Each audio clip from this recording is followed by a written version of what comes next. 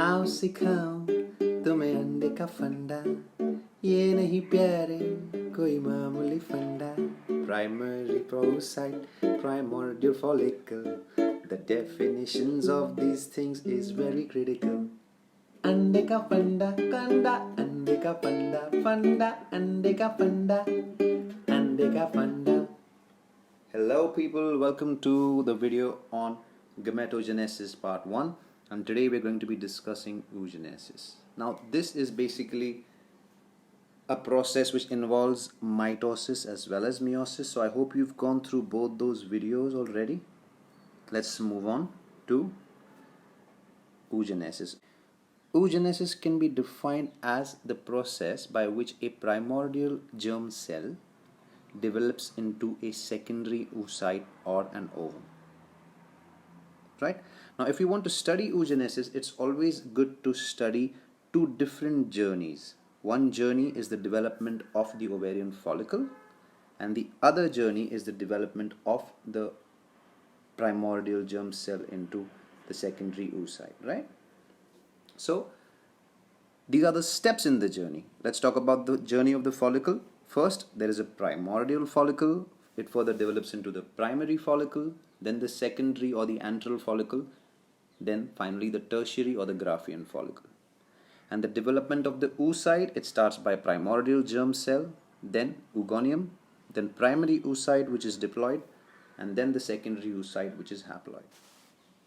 Okay, let's talk about each of these journeys in detail. Development of the ovarian follicle. Now that's a beautiful diagram from Langman's embryology. Let's see what it explains. By about 4th month of intrauterine life, so birth hasn't even occurred yet. By about 4th month of intrauterine life, there are already millions of oogonia that are present inside the ovary. This is a section through an ovary in intrauterine life, and you can see over here the time. Okay, so by 4th month you've got millions of oogonia, and they keep on undergoing mitosis. By the time you reach the 7th month, there is about 7 million such oogonia, but they have already translated into the next step, and that is known as the primary oocyte. Okay, we are still dealing with mitosis, but the primary oocyte is now going to be the first cell that is going to undergo meiosis 1. However, it does not complete meiosis 1, but it gets stuck in meiosis 1 in prophase 1, namely the diplotin stage of prophase 1. Okay, now that's important. I mentioned it in the previous video. The diplotin stage is the resting stage. Okay, and while this is happening, cells from the germinal epithelium of the ovary and the connective tissue, or the connective tissue stroma as we call it, also surround these primary oocytes and form what are known as primordial follicles. So there you go. A primordial follicle is defined as a primary oocyte arrested in the diplotin stage of prophase 1 of meiosis 1, surrounded by flat follicular cells.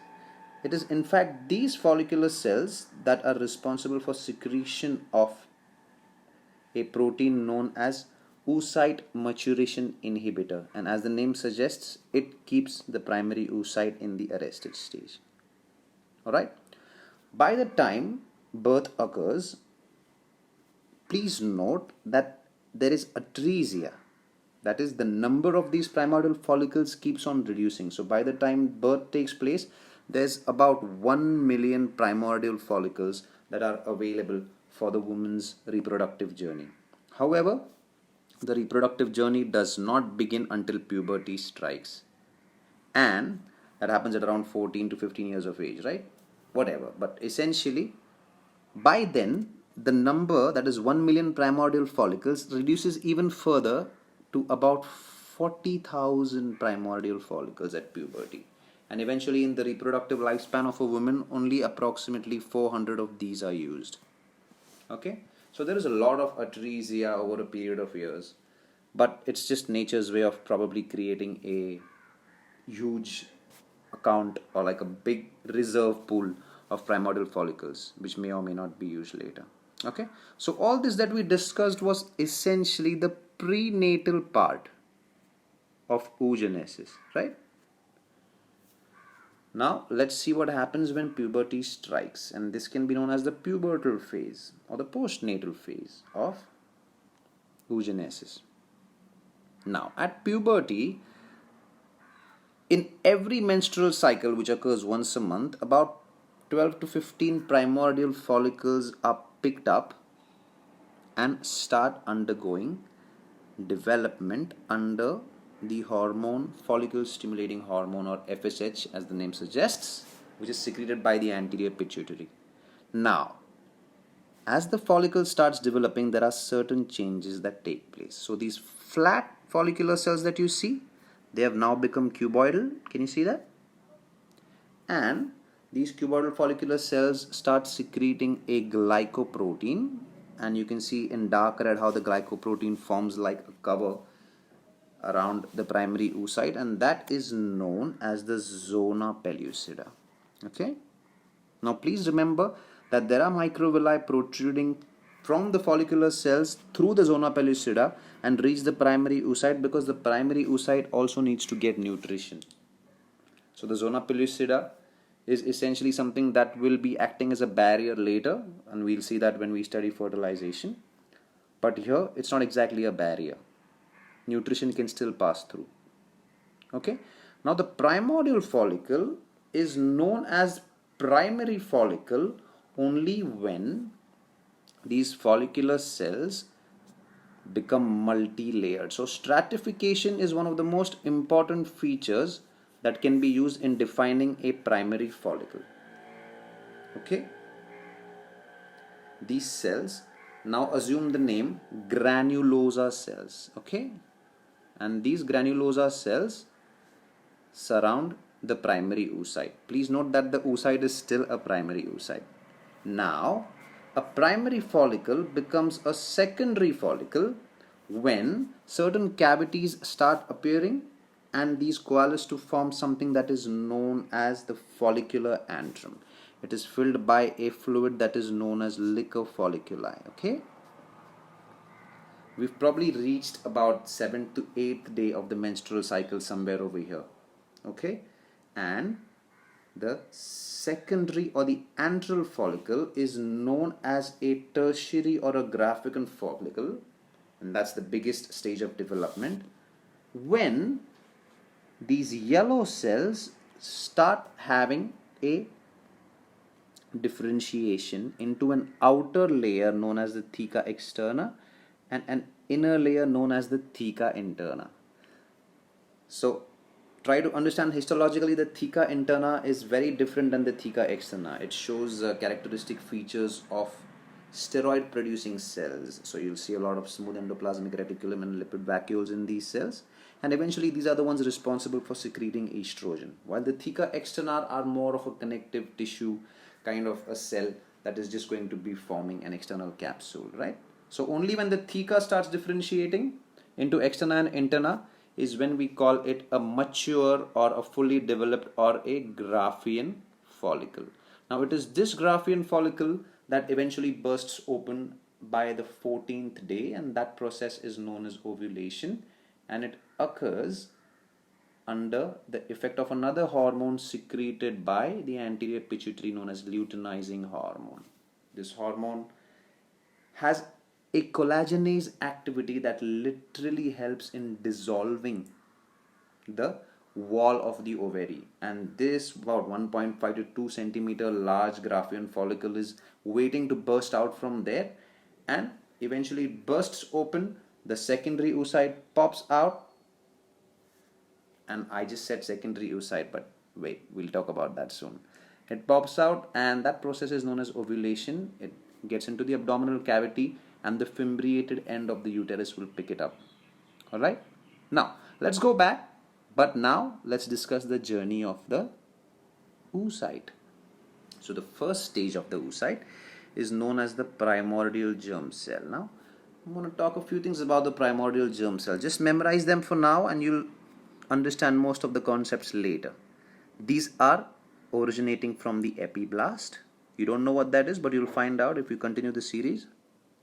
Then they escape the primitive streak. The primitive streak is a very important event that occurs 14 days after fertilization. But just remember that these are special cells that escape the primitive streak, and by the end of 4th week, they reach the wall of the yolk sac. We'll find out more about these things soon, I promise. By the end of the 5th week, these find themselves accumulated in the developing gonad.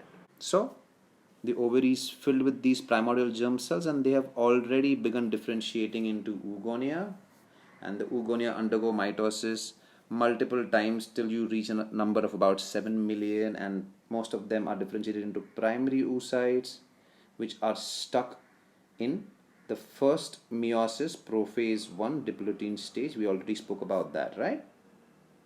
Now, the primary oocyte surrounded by the flat follicular cells is the primordial follicle, etc., etc. So we are already done with the journey of the oocyte at birth, correct?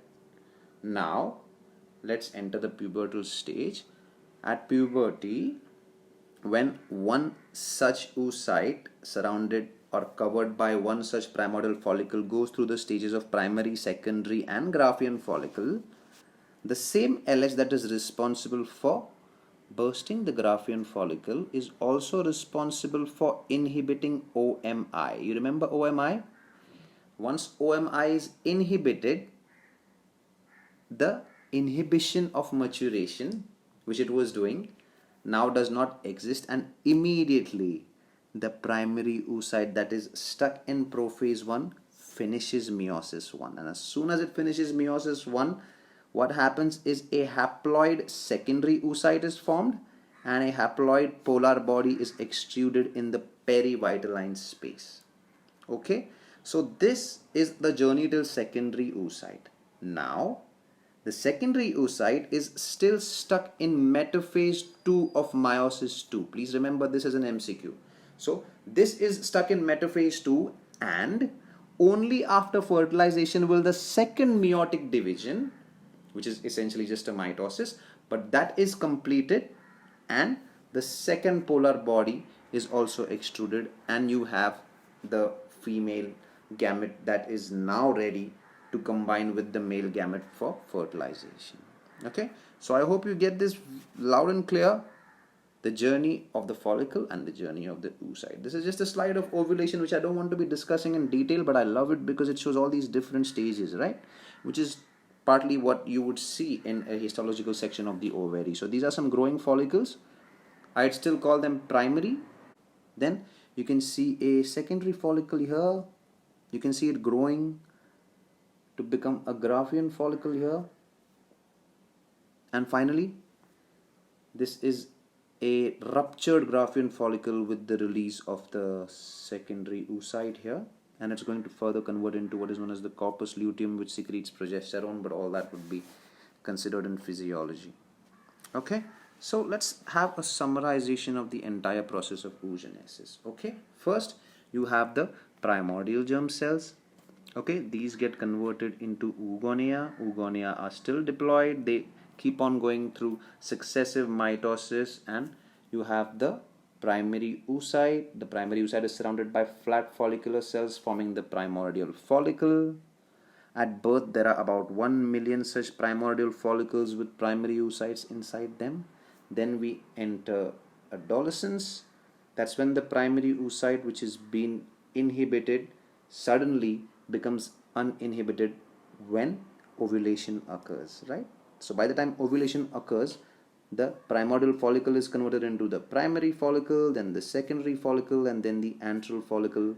And at 14th day, the antral follicle, the Graafian follicle ruptures, releasing the secondary oocyte. So the primary oocyte is right up till this stage, and only after LH is the primary oocyte converted into the secondary oocyte because of the LH inhibiting OMI, right? So the secondary oocyte, once released in the abdominal cavity, is picked up by the fimbriated end. Along with the secondary oocyte is the first polar body that is given out in the perivitaline space, and then the secondary oocyte only completes the second meiotic division once fertilization occurs and then leads to the formation of the zygote. Otherwise, by about 12 hours, it undergoes atresia and dies. So now we've reached an interesting stage, and things are only going to get more interesting from here. So I hope that you stick to this and study every day. Thank you for listening. See you in the next one.